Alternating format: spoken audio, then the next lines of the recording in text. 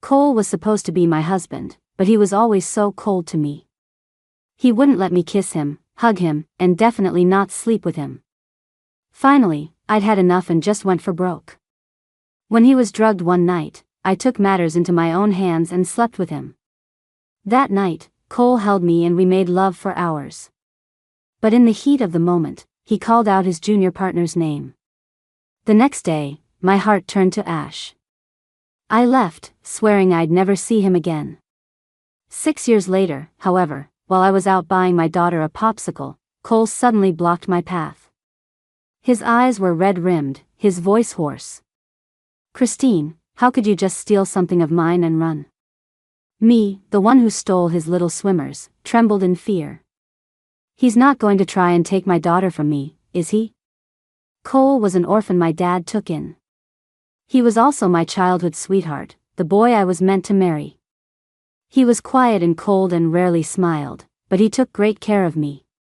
When we were little, we ate together, played together, and slept in the same bed. We were inseparable. But from the time he turned 16, he suddenly started avoiding me like the plague. He began locking his bedroom door to keep me from crawling into his bed at night. His entire wardrobe became high-collared shirts, and he even refused to go swimming with me, as if terrified I'd try to take advantage of him. If I so much as touched his arm, he'd tense up and pull away. I was incredibly hurt. "Do I have the plague or something?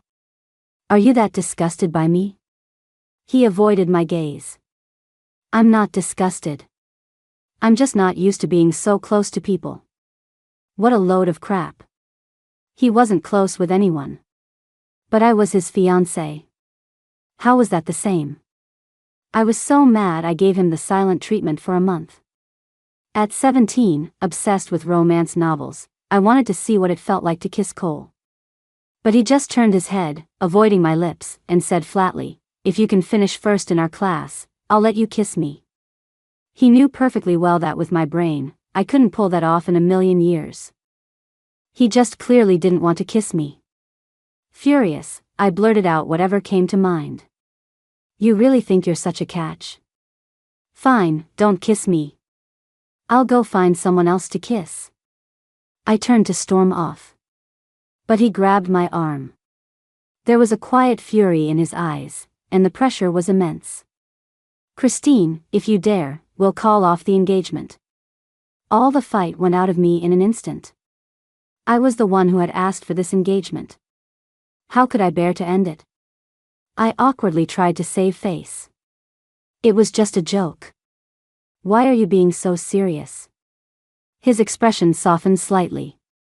"Don't joke about things like that again," he warned. I pouted. "I know." At 18, Cole, who had promised to go to the same university as me, changed his application to a school in another state without telling me. I cried my eyes out, calling him a huge liar. He stood there silently, letting me vent my anger. When I had cried myself out, he handed me a handkerchief. "Wipe your tears." I angrily swatted his hand away and said spitefully, "Aren't you afraid I'll fall for another guy at college if you're not there?" I thought he would lecture me like before, telling me not to say such things. But this time, he lowered his eyes in thought for a moment, then gave a faint, wry smile. "If you find a good guy who likes you, you can try dating him. You don't have to worry about me." At the time, I was too busy being angry at him for breaking his promise and pushing me towards someone else to notice the bitterness and helplessness in his smile. I kicked his knee, fuming with embarrassment.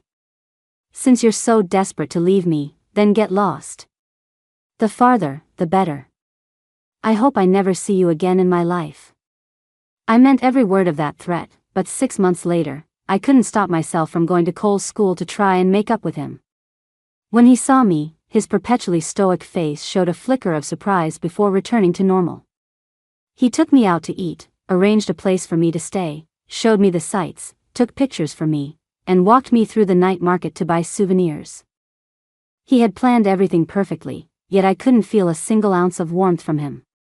He was like a tour guide, polite and distant throughout the trip, with none of our old closeness. Before he dropped me off at the airport, he reached out and gently ruffled my hair. The gesture was tender, but his words were anything but what I wanted to hear. Enjoy your college life. Don't waste your time coming to see me anymore. If you meet a decent guy, you can give him a chance. My eyes instantly welled up. It was only then that I belatedly realized he probably really did want to get rid of me. From then on, my relationship with Cole was lukewarm at best. Until after we graduated from college, when my dad told me that Cole wasn't planning on coming back. My dad had given him some startup capital, and he had found some success with his business in New York City and decided to stay there long term. That night, unable to sleep, I was scrolling online and came across the Instagram account of Cole's junior partner, Kristen. Another all-nighter with my senior partner writing a proposal. He's so thoughtful, he even remembered I love spicy wontons and got me a huge order. Exhausted but happy. In the corner of the photo, the veined wrist wore a watch I had given Cole for his 18th birthday. I had met Kristen before. She was beautiful, with a bright, bold smile that was incredibly charming. She and Cole had a great relationship. They had entered a lot of competitions together in college and later started a business together. They were the most in sync partners. So in sync that Cole could say one simple thing, and Kristen would know exactly what kind of proposal he wanted. But I never knew that Cole took such good care of her in private. In that moment, I was struck with the terrifying realization that I might be about to lose Cole for good. But I had truly loved him for too many years. I wasn't willing to give up so easily and decided to fight for my own happiness one last time. So I bought a plane ticket that night and flew to New York. Cole's company was swamped, and he was constantly busy. I was in New York for almost 2 weeks, and he left early and came home late every day. I barely saw him. Our chat window was just a long stream of my one-sided messages. And his replies were as monotonous as an alarm clock. I bought you breakfast, remember to eat when you get up. Ordered you lunch, it'll be there soon. Have to work late, won't be home for dinner. I ordered you some soup and other dishes.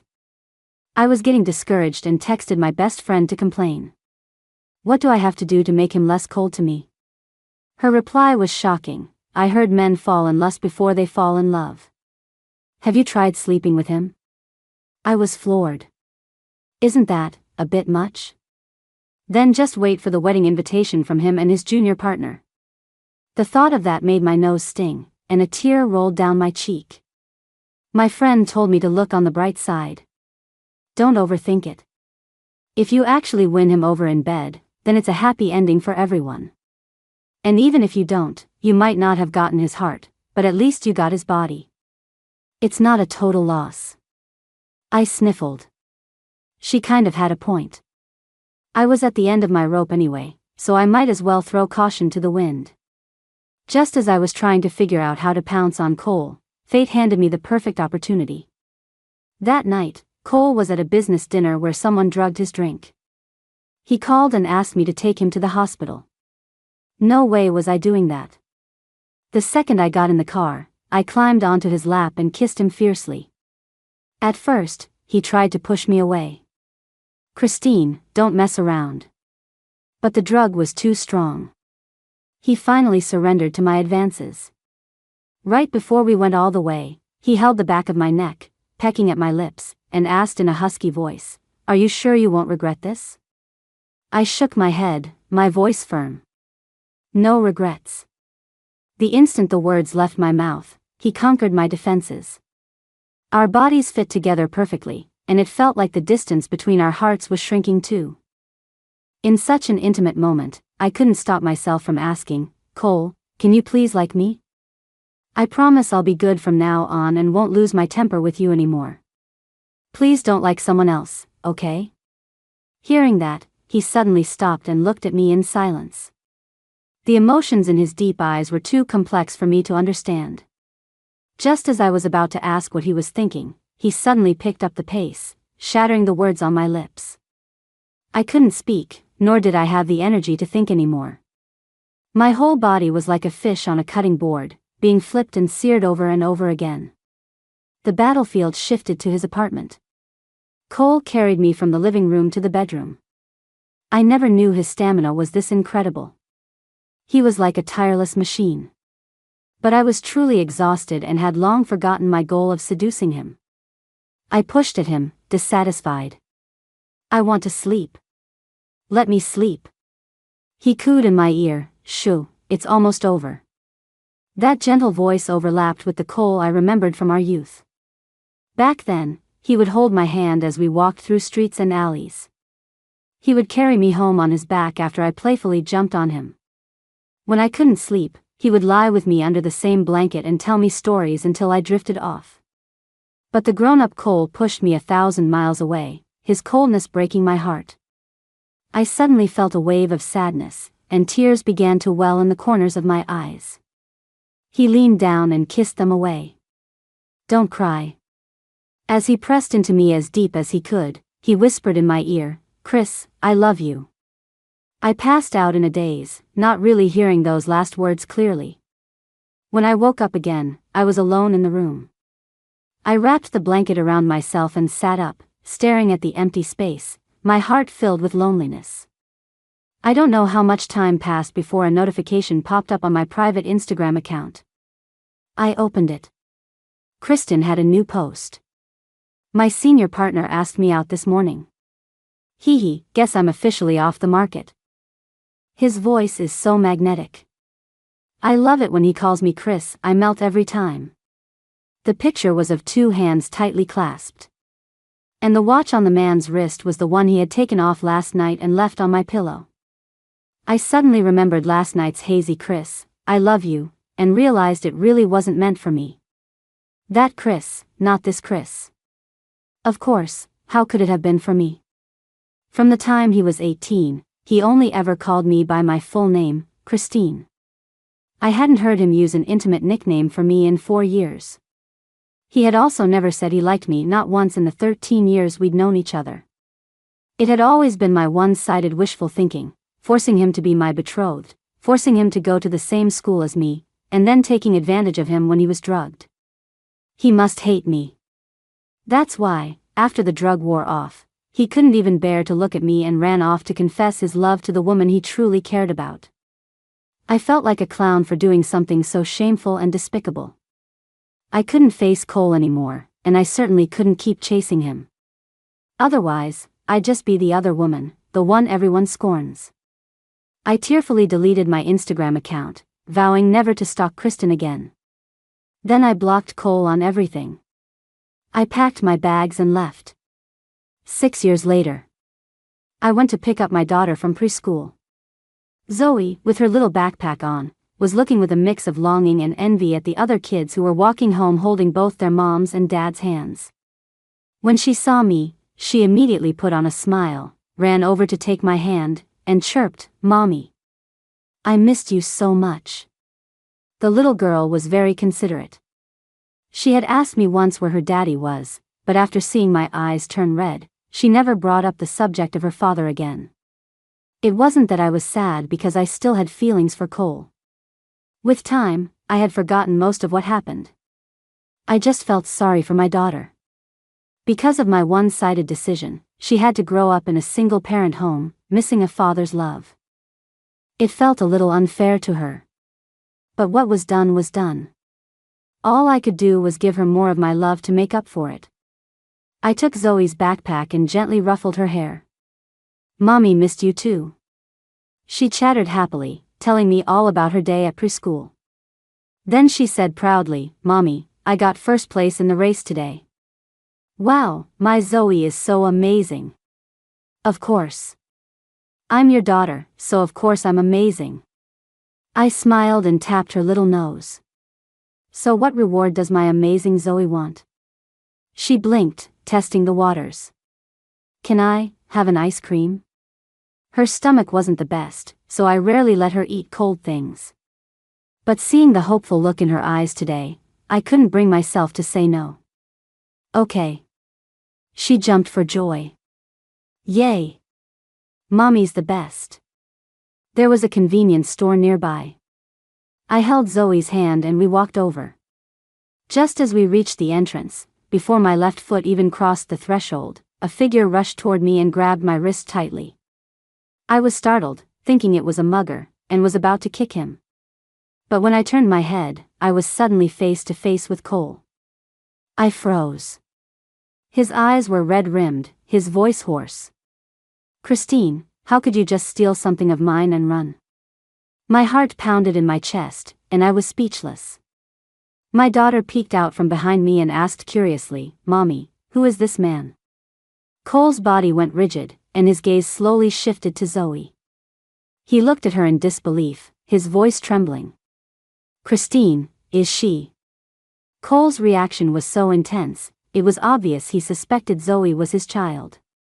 I was incredibly thankful Zoe was wearing a mask.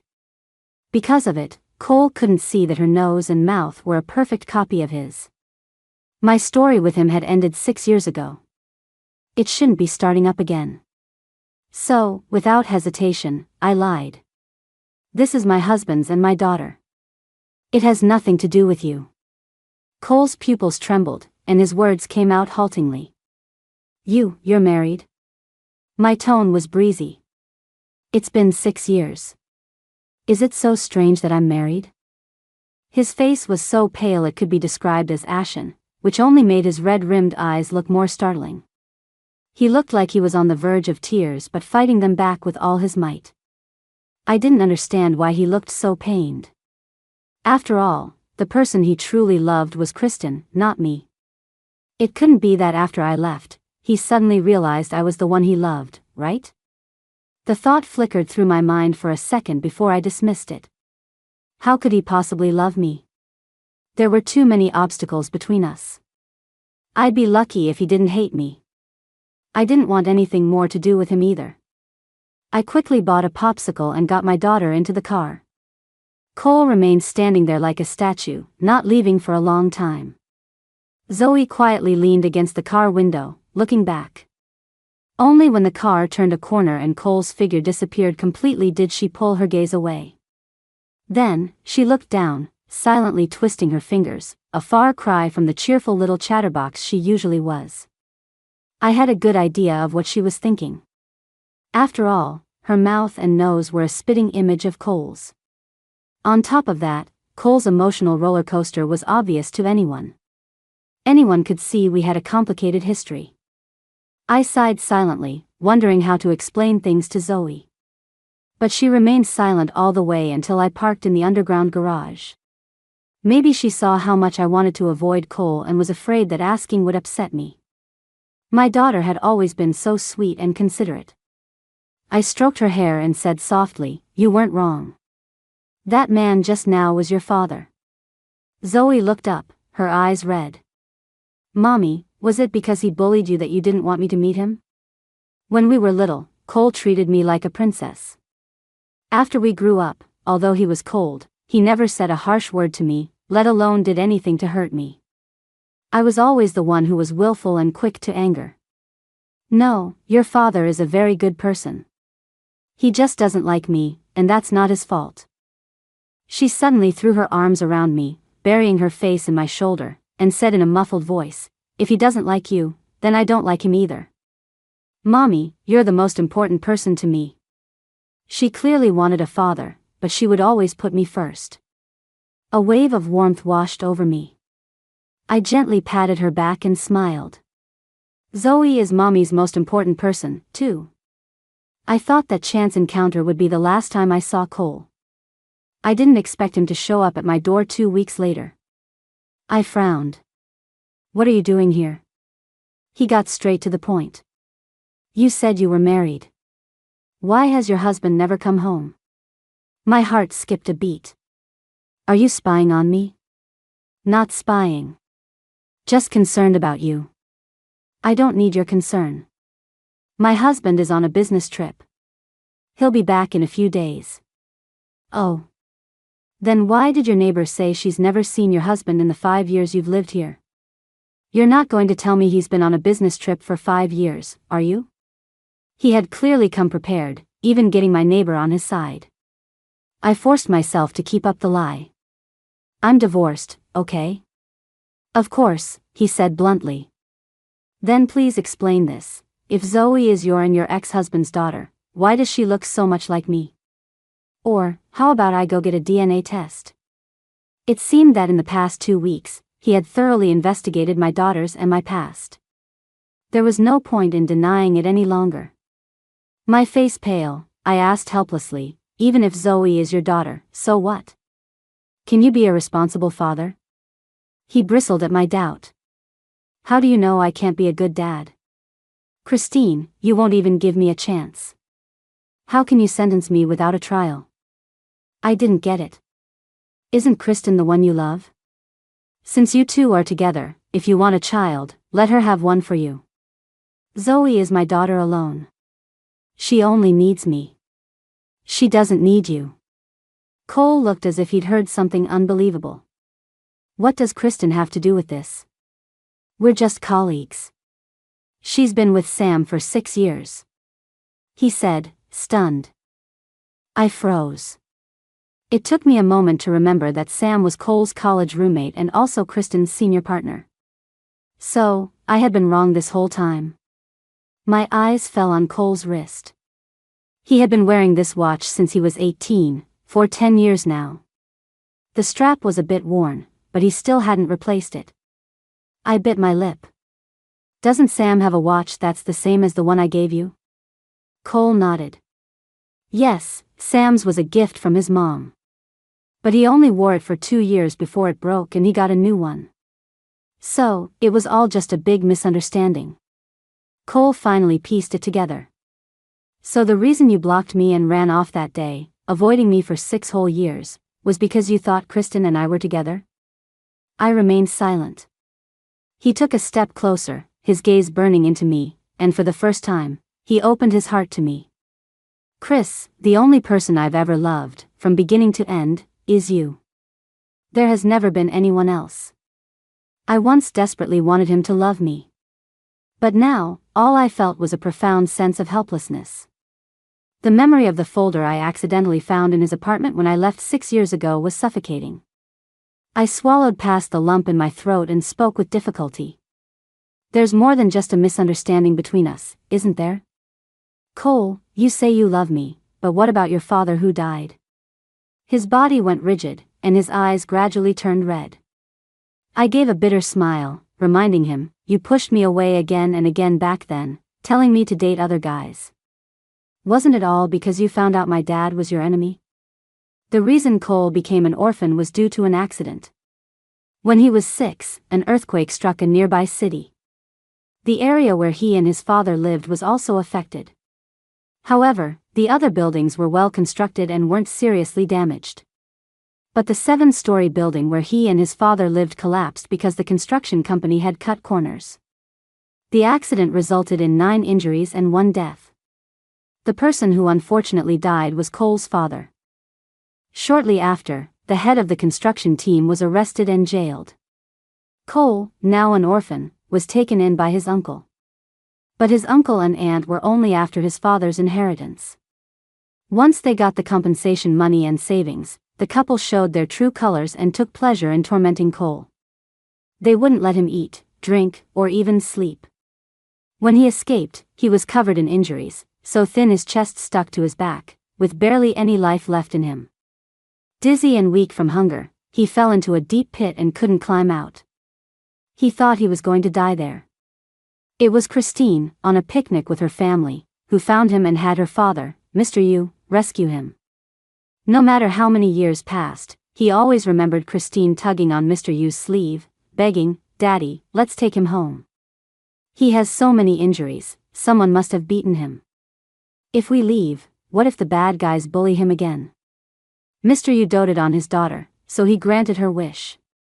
After Cole joined the Yu family, the father and daughter treated him like their own. He had enough to eat and warm clothes to wear, and his life was peaceful and happy. But Christine never called him brother. Cole clearly remembered the first time Mr. Yu told her to call him brother. Christine shook her head, clutching her doll. "No, he's so pretty. He's going to be my husband when we grow up." The adults burst into laughter. But all Cole could think was that Christine's big, watery eyes, blinking at him, were even cuter than the doll she was holding. Later, as she grew up day by day, she became more and more beautiful. When she was 16, Cole had a dream he shouldn't have had and woke up with his pajama pants wet. He was utterly mortified, cursing himself for being so dirty. Christine was so perfect, and he had defiled her in his dreams. From that day on, he deliberately restrained himself and kept a proper distance from her. Christine was very angry, thinking he had become cold. But Cole knew very well that he wasn't being cold, he was just afraid of losing control of the demon stirring in his heart and laying his hands on her. Of course he longed to be close to Christine, but all of that had to wait until she was an adult. He had already picked out a gift and was planning to confess his feelings to her after graduation. But the day before his planned confession, he accidentally discovered a shocking secret. It turned out that the real culprit behind the building collapse was Christine's father, Mr. Yu, who was the developer. The construction manager was just a scapegoat Mr. Yu had paid off. In that instant, Cole felt his world crumble. The respected adoptive father had become the murderer of his biological father. The girl he loved had become his enemy's daughter. He knew he could never be happy in this life. He couldn't betray his father, so he couldn't pretend he knew nothing and date Christine. He also couldn't hurt Christine. She was the person he held in his heart, the one who had saved his life. She was so innocent and naive she would never be able to accept that her father was a bad person. He didn't want to destroy her beautiful life. He couldn't love, he couldn't hate, so all he could do was leave. He changed his college application and went to a city 1,000 miles away, trying to erase Christine from his life. But that foolish girl traveled all that way to see him. He wanted so badly to hug her, to tell her how much he missed her.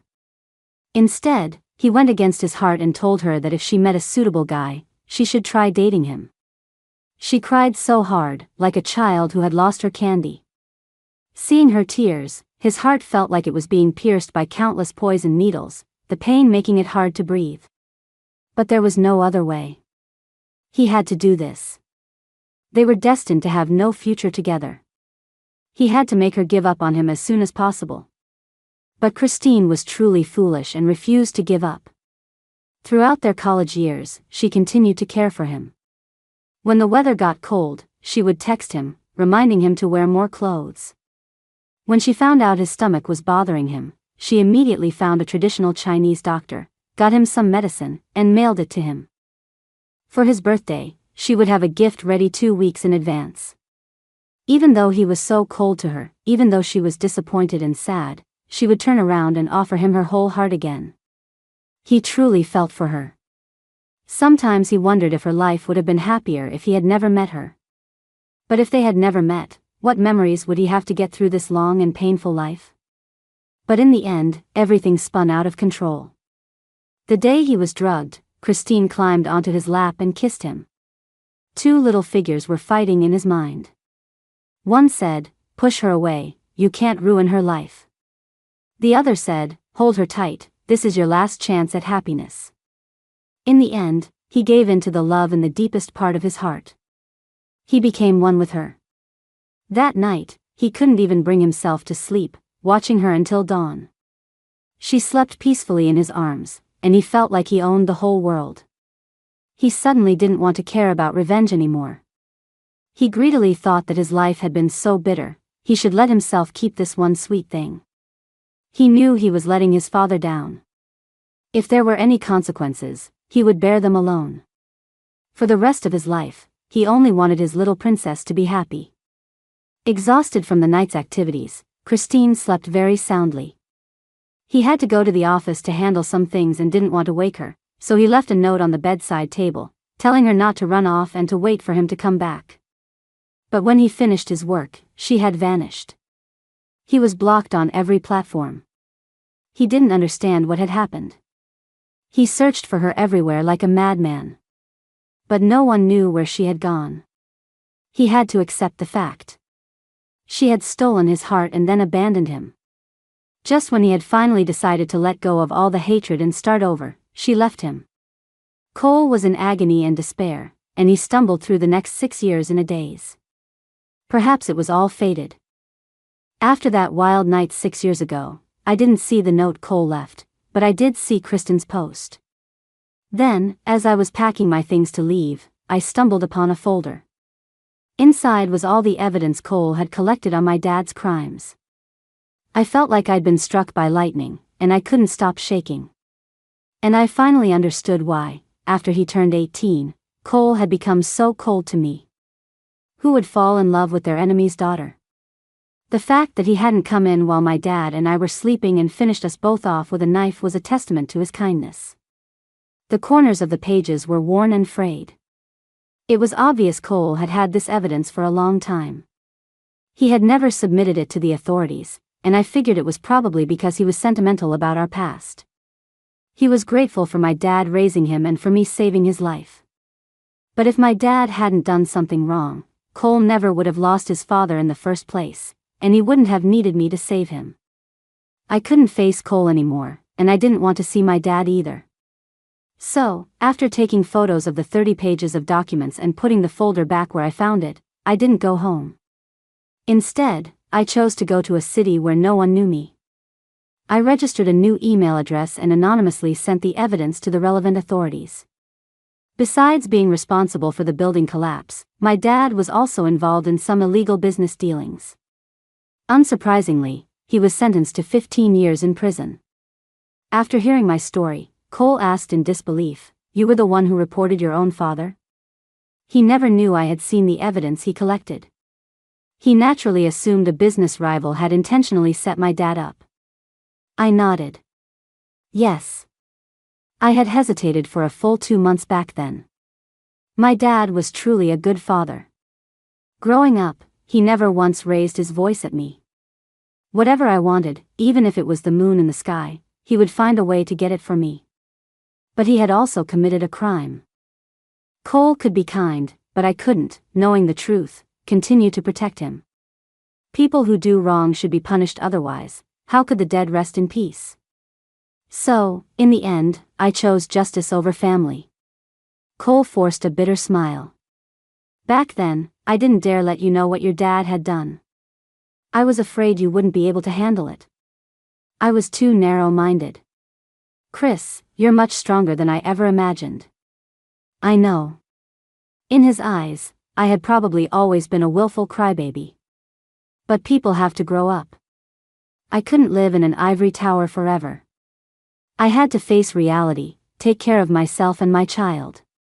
What choice did I have but to be strong? 7 days after reporting my dad, I found out I was pregnant. At first, I actually considered getting an abortion.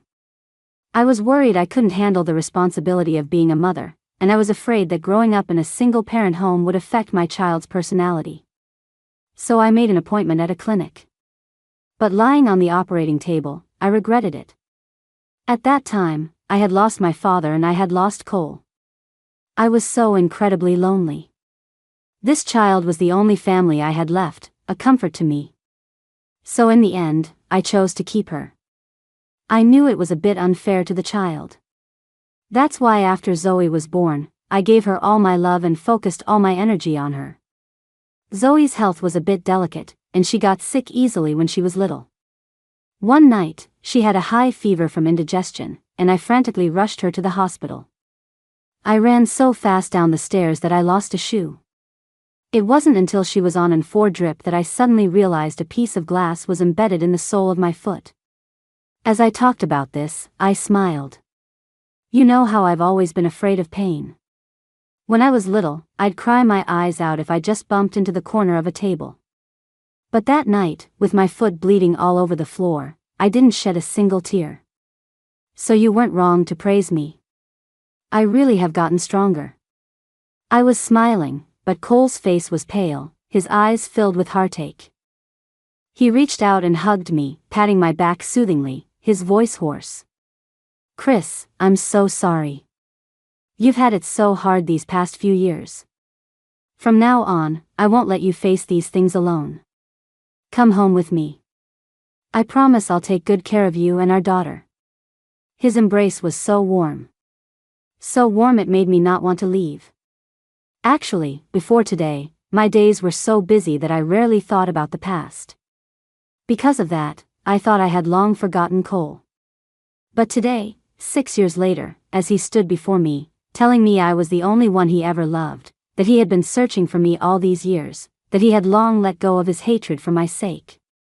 My heart, which had been silent for so long, began to stir. I suddenly realized that I had probably never stopped loving him. I just thought there was a deep-seated feud between us and that we had no future, so I forced myself to lock my heart away, forced myself not to think about him. I thought that not thinking about him meant I no longer loved him. But after all these years, he had already taken root in my heart. How could I possibly forget him? I was only fooling myself. I paused for a moment, then asked him for confirmation. Cole, are you sure you can really let go of the past? I don't want you to regret this one day and push me away again. He eagerly expressed his feelings. I will never push you away again. Chris, I figured it out a long time ago. We shouldn't have to bear the grudges of the previous generation. Besides, we've wasted so many years, and we've been in pain for so many years. We've paid a high enough price. Let the past be the past. Let's start over. From now on, our family of 3 will live happily ever after. He was right. We had been in pain for so long. Isn't it time we embraced happiness? Cole continued to whisper words of love in my ear. Chris, you have no idea how much I've missed you these past 6 years. 6 years, over 2,000 nights, and I haven't had a single good night's sleep. I really regret it. I regret ever pushing you away. I should have told you sooner that I love you, and only you. The person I want to spend the rest of my life with has only ever been you. He held me tightly, as if I were a long-lost treasure. And amidst his declarations of love, I raised my arms and hugged him back. Cole, since we still love each other, let's be together, okay? In an instant, his tears began to fall. It was the first time I had ever seen him cry. Hot tears dripped onto the side of my neck, and my fingers curled slightly. He nodded firmly, his voice resolute. Okay. We'll be together. Perhaps because of the blood connection, and because Cole was truly devoted to us, Zoe accepted him very quickly. At the school's parent-child day, it was the first time she had both her mom and dad with her, and Zoe was so excited she was practically dancing. Later, after Cole helped her win several games in a row, she couldn't stop grinning. She hugged the prizes Cole had won for her and said proudly, "A lot of kids used to make fun of me for not having a dad. Today, they all came and apologized to me. They even said they had no idea my dad was so handsome and so cool." She meant it as a compliment for Cole. But Cole's eyes suddenly turned red. He lovingly stroked Zoe's hair. "I'm sorry. Dad made you and Mom suffer these past few years. Now that Dad's here, I'll never let anyone bully you two again." Zoe shook her head. "I didn't suffer. Mom had it hard, having to work and take care of me. Daddy, you have to love Mommy a whole lot from now on, okay?" Cole fought back tears. "Okay." He didn't break his promise. In the days that followed, he truly showed his love for me and our daughter through his actions. After my dad went to prison 6 years ago, Cole had been managing the Yu family's business. Cole was something of a business genius. Under his leadership, the company's profits had increased 5-fold. The company he started himself was doing even better. After handing my dad's company over to me, he also transferred half of his own company's shares to me. I don't really know much about business, so he's still the one in charge of operations. My daughter and I are just in charge of collecting and spending the money. I feel like I already spend money quite lavishly. But the balance in my account just keeps skyrocketing. I couldn't help but remark, "Cole, you're way too good at making money." A slight smile touched his lips. "So you two need to keep up with my pace and try to spend more." Thinking of the 3 walk-in closets overflowing with shoes, bags, and dresses, and the playroom piled high with all sorts of toys, my mouth twitched. "We're running out of space for all this stuff." He raised an eyebrow. "That's easy. I'll go get you a warehouse tomorrow." I was dumbfounded. "Isn't that a little over the top?" He smiled. "Not at all. As long as you and Zoe are happy, that's all that matters. Cole really dotes on our daughter. He ties her hair in braids every morning. He reads her a bedtime story every night. Whenever he has free time on the weekends, he takes her out to play. And he's completely devoted to me. If I tell him to go east, he won't go west. If I'm even slightly unhappy, he acts like it's a major crisis and does everything he can to make me smile. He's perfect in every way, except for one thing: he has to hold me when he sleeps.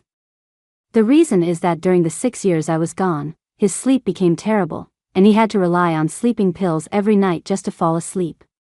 I was worried about the side effects of the pills, so I made him quit. He took the opportunity to demand that I become his new sleeping aid. When he holds me, his sleep does indeed get a little better. But he's a human furnace, and sometimes I get too hot and try to slip out of his arms after he's fallen asleep. But the moment I push him away, he jolts awake and says in a panic, "Chris, don't leave me." He's always had such a calm, deadpan face. It's rare to see him so scared and insecure. I have to give in, returning to his arms and soothing him softly. "I'm not going anywhere, I'm not going anywhere. Go back to sleep." Only then does he relax, his strong arms wrapping around me as he closes his eyes and drifts back to sleep. Zoe even teased him about it once. "Daddy, you're like Mommy's little accessory. Wherever she goes, you have to follow." Cole actually seemed to approve of the title. "Yep. I just can't be without your mom, and I can't be without you. You're both my treasures." Zoe took the opportunity to hug his arm and act cute. "Daddy, since I'm your treasure, can I have one extra piece of candy today?" Cole was completely powerless against our daughter's charms. He pinched her cheek. "Yes, but only one extra. And you have to rinse your mouth right after." Zoe kissed his cheek and said with a sunny smile, "Thanks, Daddy. You're the best." Watching the two of them, I couldn't help but smile too. For months after we got back together, Cole and I had our wedding. He insisted on making it a grand affair. The floral arch was tall and filled with my favorite champagne roses. The wedding dress was couture, its train adorned with pink diamonds. It was truly expensive, but it was also truly beautiful. Cole designed our wedding rings himself and had them custom made. He invited most of our friends to witness our happiness. Kristen and Sam came too. They looked stunning together, a perfect match. But the happiest person that day was Zoe. She carried a flower basket, wore a beautiful little dress, and served as our flower girl. After hopping around all day, she finally got tired and fell asleep before 9 o'clock that night.